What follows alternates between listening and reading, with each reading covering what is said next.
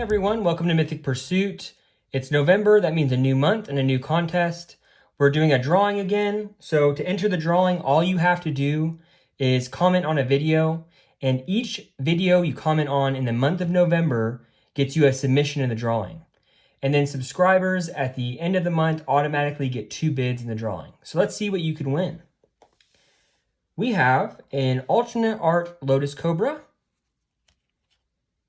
a Murderous Rider alternate art, and then one of each of the full art basic lands that are foil from Zendikar Rising, and then a Zendikar Rising collector booster pack, and 100 standard size card sleeves from Dragon Shield with the Ray Alda artwork. So good luck to everyone and enjoy the video. Hey everyone, welcome to Mythic Pursuit. Today we have a commander deck tech on Zagras, Thief of Heartbeats. It is a Zendikar Rising commander in the Rakdos colors, so let's go ahead and break it down. 6-drop, 4/4 legendary vampire rogue, and it says this spell costs 1 less to cast for each creature in your party. It has flying, death touch, haste, and other creatures you control have death touch. When a creature you control deals combat damage to a planeswalker, destroy that planeswalker. So a lot going on here, so I'm going to go ahead and break it down. It says this spell costs 1 less to cast for each creature in your party. A full party consists of a rogue, cleric, wizard, and a warrior. So if you have all 4, this thing will only cost a black and a red. It could cost a little more depending on how many you have out there. So I went ahead and tried to put as many in this deck as I could. That would also work with the other abilities. It has flying, death touch, haste. So right away it can swing in. Flying kind of gives it a little bit more of a chance to do some damage, and it has death touch, so really gives your opponent an incentive not to block it. So pretty awesome there. And then other creatures you control have death touch. That's the real big one in this deck. So I have a bunch of creatures that can just ping, and when they do 1 damage to, say, a creature, they automatically kill it, and that's pretty awesome. And then when a creature you control deals combat damage to a planeswalker, destroy that planeswalker. So normally you would just remove that many loyalty counters depending on the damage, but now if you hit it, it's dead, just like you would a creature. So that's basically everything that this card can do. Now let's see the supporting cast. Here are the mana rocks. So Rakdos doesn't have a lot of mana ramp, but put in the basic stuff. So you have Soul Ring, Arcane Signet, Rakdos Signet, and Commander Sphere. Then we have a Viscera Seer, 1-drop, 1/1 Vampire Wizard, so it fulfills the party. And then Sacrifice a Creature, scry 1, just an awesome ability there. Goblin Bushwhacker, it's another 1-drop, 1/1. It's a warrior, and you can kick it to give creatures +1, +0, and haste until end of turn. So it can be a nice little boost to the power if you want to swing in and try and win the game. Next up we have Blood Scrivener. So this is a zombie wizard. It's 2 for a 2/1. If you would draw a card while you have no cards in hand, instead draw 2 cards and lose 1 life. So it's a wizard and gives us a little bit of draw when we run out of cards, which can happen really easily in this deck. Malakir Blood Priest. This is from Zendikar Rising also. I'm going to fix this. There we go. It's a 2-drop, 2/1. When Malakir Blood Priest enters the battlefield, each opponent loses X life and you gain X life, where X is the number of creatures in your party. So again, it has to do with the party mechanic, and it's also a cleric itself, so it makes our commander that much cheaper. Bloodmark Mentor, 2 for 1/1 Goblin Warrior. Red creatures you control have first strike. So this gives all red creatures first strike and death touch if we have our commander out. It's a really powerful card, and first strike and death touch is just an auto kill. So pretty awesome to see that happen.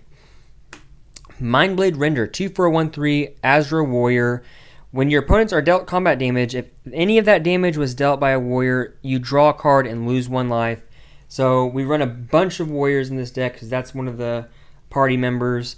And if you have this out and all your warriors have death touch, they're going to do some damage. You're going to be drawing some cards. So really, really cool card in this deck. Fire Slinger. So this is one of our first creatures that is what I call a pinger. 2 for 1/1 human wizard. And you tap it and it pings, which is dealing 1 damage to a target creature or player and 1 damage to you. So if it has Death Touch and it does 1 damage to that creature will die. Null Priest of Oblivion, 2 for a 2/1 Vampire Cleric. This is another card from Zendikar Rising. It has Menace and Lifelink.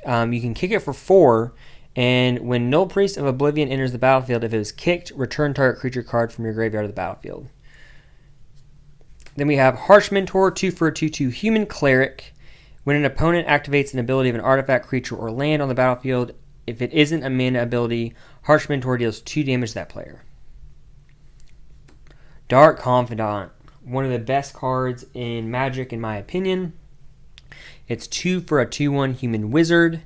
At the beginning of your upkeep, reveal the top card of your library and put that card in your hand. You lose life equal to its converted mana cost. So this gives us a lot of draw on the deck, and it's a wizard, so it helps our commander come out for just 1 more less. Then we have a Goblin Crater Maker, 2 for a 2/2 Goblin Warrior. Pay 1, sacrifice Goblin Crater Maker, choose 1. It deals 2 damage to target creature or destroy target colorless non-land permanent. So I wanted to put this in here because you can pay 1, sack it, and it deals 2 damage to target creature. So if you have your commander out and this thing has Death Touch and you sack it to do 2 damage, it's going to kill that creature automatically, even if it's a 10-10 or a 12-12. If it does the damage to it, it's going to die. And then it also has the flexibility of destroying target colorless non-land permanent, which I really like for artifacts, or say someone has a freaking Eldrazi out. You can pay 1 and sacrifice this and it kills an Eldrazi. So really awesome card, and just thought it was really dynamic for this deck. Then we have a 3-drop 3/1 Human Cleric, Demon's Disciple. When Demon's Disciple enters the battlefield, each player sacrifices a creature or planeswalker. So this helps with, say you are playing someone that just is running their commander and it's like a Voltron build. So it gets around that. And then also it's a Human Cleric, so it's going to make our commander cost that much less. So I really like that in here. And then Nighthawk Scavenger, one of my favorite cards from the new set. It's 3 for a 1+ star/3 Vampire Rogue, Flying, Death Touch, and Lifelink. Nighthawk Scavenger's power is equal to 1+ the number of card types among cards in your opponent's graveyard. So this thing can get pretty powerful in a multiplayer game really quickly. Just for having, say, like a creature, a land, a sorcery, an instant. That's 4. So it'd be a 5/3 with Flying, Death Touch, and Lifelink for 3. And it makes our commander cost that much less. So really powerful card, and glad it's in this deck. Duskfang Mentor, 3 for a 1/3 Human Cleric. When Duskfang Mentor enters the battlefield, put a lifelink counter on target non-human creature you control. And then you can pay 2, tap it, put a +1/+1 counter on each creature you control with lifelink. So this is one of the cards from Ikoria. It helps our commander cost less because it's a cleric, and also will give something lifelink to have a little bit of life gain in this deck. Then we have Blood Cultist. It's another pinger card. 3 for 1/1. Tap it. Deals 1 damage to target creature. When a creature dealt by damage by Blood Cultist this turn is put into a graveyard, put a +1/+1 counter on Blood Cultist. So it gets bigger for each creature it kills, and it's a lot easier to do when this thing has Death Touch. Then we have Grim Haruspex, 3 for a 3/2 Human Wizard. It has Morph. You can pay 1 black, turn it over, and then morph it for 3. I never really do that, just because it's not really this deck's thing, but you can if you want, I suppose. And then when another creature or non-token creature you control dies, draw a card. That's the big thing here. It's a wizard, so it's part of the party. And then whenever a non-token creature I control dies, draw a card. So it's some card draw in a deck that is difficult to have card draw. Dreamstealer, 3 for 1/2 Human Wizard. It has Menace. And then whenever Dreamstealer deals combat damage to a player, that player discards that many cards. So if this thing has Death Touch and Menace, most people are not going to block it, because that, I mean, could potentially kill 1 or 2 creatures depending on the game, and they're going to be discarding cards. So really cool card, and I like it a lot. Doom Necromancer, 3 for a 2/2 human cleric mercenary. So the cleric fills the party, and then 1 black, tap it, sacrifice it, return target creature card from your graveyard to the battlefield. So it just gives us some recursion that we need. Volshock Sorcerer, 3 for a 1/1 with haste, and it deals 1 damage to target creature or player. So another pinger, and it has haste, so it can do it right away as soon as it enters the battlefield. Goblin Spymaster. So this one is a 3-drop 2/1 Goblin Rogue with first strike. At the beginning of each opponent's end step, that player creates a 1/1 red Goblin creature token with creatures you control attack each combat if able. Love, love, love this card, especially in this deck. If I have my commander out, this thing is a 2/1 with first strike and death touch. And it is giving them a 1/1 creature that makes them attack with all their creatures every combat, if they're able to. And blocking with it is going to kill whatever creature you want that they attack with, hopefully their commander. And it's just a really awesome card in this deck. Okay, then we got Relic Robber, 3 for a 2/2 with haste. Whenever Relic Robber deals combat damage to a player, that player creates a 0/1 colorless Goblin Construct artifact creature token with this creature can't block. And at the beginning of your upkeep, this creature deals 1 damage to you. So this is from Zendikar Rising. It's a rogue with haste and has a pretty neat ability, so I decided to put it in the deck. And then we have Archetype of Aggression, 3 for a 3/2 human warrior. Creatures you control have trample. Creatures your opponents control lose trample and can't have or gain trample. So trample is a weakness of this deck because we have a lot of smaller creatures. Sure, they may have death touch, but people can still get a lot of damage through with the trample. So being able to have them lose trample and our creatures gain trample is really beneficial. Goblin Sharpshooter. So this is one of the ways that we win the game. If we're able to get this out with our commander, it completely wipes the board for our opponents. So it's a 3-drop goblin. It's a 1/1, and it says Goblin Sharpshooter doesn't untap during your untap step. Whenever a creature dies, untap Goblin Sharpshooter, and then you can tap Goblin Sharpshooter, deals 1 damage to target creature or player. So this is like the king pinger, in my opinion. If this thing has death touch, it's going to ping a creature. That creature is going to die. That means it's going to untap, and then you can tap it again and just endlessly wipe the board of whatever creatures you want to die, as long as they don't have hexproof or whatever. And so this thing can wipe our opponent's boards continuously and let us get our damage through, especially commander damage, and just help us win the game. So this is a card we definitely are looking for and want to get out quick. Then we have Rakdos Expitter, 3 for a 1/1. It's a pinger. It doesn't fulfill the party, but it deals 1 damage to target creature, and that creature's controller loses 1 life. So it can kill their creature and makes them lose 1 life, so it's a pretty great card. Dualcaster Mage, it's a wizard with flash. It costs 3 to cast, 2/2, and when it enters the battlefield, copy target instant or sorcery spell. You may choose new targets for the copy. I cannot tell you how many times this has saved the game for me or helped me win the game just by being able to copy an instant or sorcery spell and choose new targets for it. Markov Blade Master, 3 for a 1/1. Vampire Warrior with double strike. Whenever Markov Blade Master deals combat damage to a player, put a +1/+1 counter on it. So double strike and death touch, and being a warrior to be a part of the party is a really great card. Goblin Chain Whirler. So this is one of those cards that is a board wipe and a creature basically. Costs 3 for a 3/3 Goblin Warrior with first strike. When it enters the battlefield, it deals 1 damage to each opponent and each creature and planeswalker they control. So if this thing has death touch, it's doing a damage to all the creatures our opponents control, essentially killing all of them. And that will just pretty much help us win the game if we can get it out. Prodigal Pyromancer, 3 for a 1/1 human wizard. When you tap it, it deals 1 damage to target creature or player.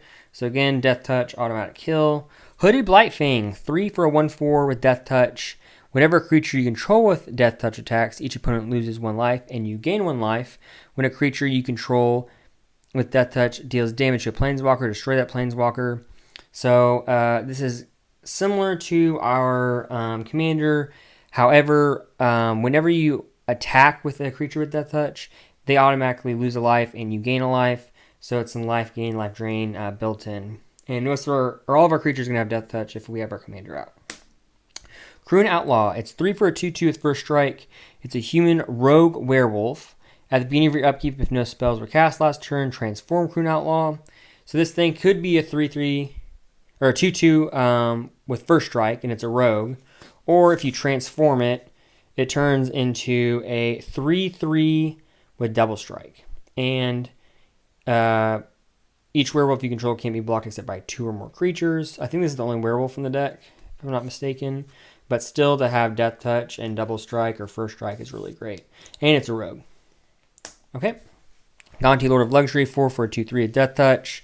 When it enters the battlefield, look at the top 4 cards of target opponent's library, exile one of them face down, then put the rest on the bottom of the library in a random order. For as long as that card remains exiled, you may look at it, and you may cast it, and you may spend mana as though it were of any mana type to cast it. So this card helps us steal a spell from our opponent, and it's a rogue with Death Touch already, so just a really powerful card to go in the deck. Viashino Fangtail, 4 for a 3/3, just another pinger, and it's a warrior. Same thing with Frost Wielder, 4 for 1/2. It's a pinger, but if a creature dealt damage by Frost Wielder would die this turn, and is put into a graveyard, remove it from the game instead. So it's going to exile creatures that it kills instead of just going to the graveyard. Corpse Augur is a wizard. It's a 4 for a 4/2. When Corpse Augur dies, you may draw X cards and lose X life, where X is the number of creature cards in target player's graveyard. In this deck, we're trying to kill all of our opponent's creatures, so when this thing dies, it helps us draw a ton of cards, which is nice. Daggercaster, another board wipe, essentially. 4 for a 2/3. When Daggercaster enters the battlefield, it deals 1 damage to each opponent and 1 damage to each creature your opponents control. This thing has Death Touch. It kills each creature it does damage to, so pretty awesome there. Then we run Ogre Battle Driver. It's 4 for a 3/3 Ogre Warrior. Whenever another creature enters the battlefield under your control, that creature gets +2/0 and gains haste until end of turn. So this gives all of our creatures a power boost and haste, and it's a warrior, so why not throw it in this deck? Then we run Olivia Volderan, 4 for a 3/3 Vampire, flying. Pay 2, it deals 1 damage to another target creature. So it's a pinger, but you got to pay for it. That creature becomes a vampire in addition to its other types. Put a +1/+1 counter on Olivia. So really awesome ability there. And then pay 5, gain control of target vampire for as long as you control Olivia Volderan. So if we don't have our commander out and we do a damage and make a creature a vampire, we can steal that creature, which is really awesome with this card too. We have Jessica Warrior Adept, 4 for a 3/1 Barbarian Legend, first strike and haste, and it's a pinger as well. Then we have Garna the Bloodflame, 5 for a 3/3 Human Warrior. It has Flash. When Garna the Bloodflame enters the battlefield, return to your hand all creature cards in your graveyard that were put from anywhere this turn. So someone casts a board wipe, kills all of our creatures, flash this in, and brings all those creatures back to the battlefield, and other creatures you control have haste. So really awesome card, and it's a warrior. Zealous Conscripts, 5 for a 3/3 with haste. It's a human warrior. When it enters the battlefield, gain control of target permanent until end of turn. Untap that permanent, it gains haste. So we can steal whatever permanent we want from an opponent until end of turn, and it's a warrior. Then we run Sir Conrad the Grim, 5 for a 5/4 human knight. When another creature dies, or a creature card is put into a graveyard from anywhere other than the battlefield, or a creature card leaves your graveyard, Sir Conrad the Grim deals 1 damage to each opponent. We're going to be killing a lot of creatures in this deck, so pretty much this thing's just going to be doing a ton of damage. And in pay 2, each player puts the top card of their library in their graveyard. We won't be doing that very often, but you're paying 2 to do a damage, basically. So if we need it to end the game, we can use it. And the last creature we have is Calculating Lich, 6 for a 5/5 zombie wizard with menace. Whenever a creature attacks one of your opponents, that player loses 1 life. So if you're attacking an opponent That's going to do damage. But then if your opponents are attacking each other, then that's also going to do some, they're going to lose some life as well. So really, really powerful card in a multiplayer commander game. So that is it for the creatures. Now we have the equipments. Whisper Silk Cloak 3 for equip creature is unblockable, and equip creature has Shroud. It costs 2 to equip. So you're going to put this mainly on Zagras to protect it with the Shroud and make it unblockable so you can get the commander damage in. Then we have Lightning Greaves, the same thing, just a little bit cheaper. Gives it haste. It already has haste, so you could put this on one of your pingers also. So if you could, like, say, Goblin Sharpshooter out, you want to put this on there so it could ping right away. Then we have Shadow Spirits, 1 for a legendary artifact equipment. Equip creature gets +1/+1, it has trample and lifelink. So this is something you'd want to equip on Zagras. So it's a 5/5 with trample, lifelink, death touch, and haste. Just insane. It costs 2 to equip, and then you can pay 1 permanents your opponent's control, lose hexproof and indestructible till end of turn. So if we're trying to ping something that has indestructible hexproof, normally can't kill it, but with this we're able to get around that. So really awesome equipment. Now we have the instant. So terminate, 1 black, 1 red, destroy target creature, it can't be regenerated. Pretty simple removal spell. Chaos Warp, same thing. The owner of target permanent shuffles it into their library, then reveals the top card of the library. If it's a permanent card, they put it into the battlefield, but gets rid of whatever they have, and the chances of it coming back are pretty slim. Then Hagramaling, this is another Zendikar Rising card for an instant, and it costs 1 less to cast if an opponent controls no basic lands. Some commander decks have no basic lands, so this could be 3. Destroy target creature, or you can make it a land that taps for a black, which is really awesome too. Reanimate, one of the best cards in the game. Pay 1, and you get to take a creature from any graveyard, put it onto the battlefield under your control, and you lose life equal to its converted mana cost. Like I said, we're going to be killing a ton of creatures with this deck, so this card is very powerful. Feed the Swarm, another Zendikar Rising card. 2, destroy target creature or enchantment an opponent controls. You lose life equal to that permanent's converted mana cost. So really awesome black card to destroy a creature or an enchantment in black.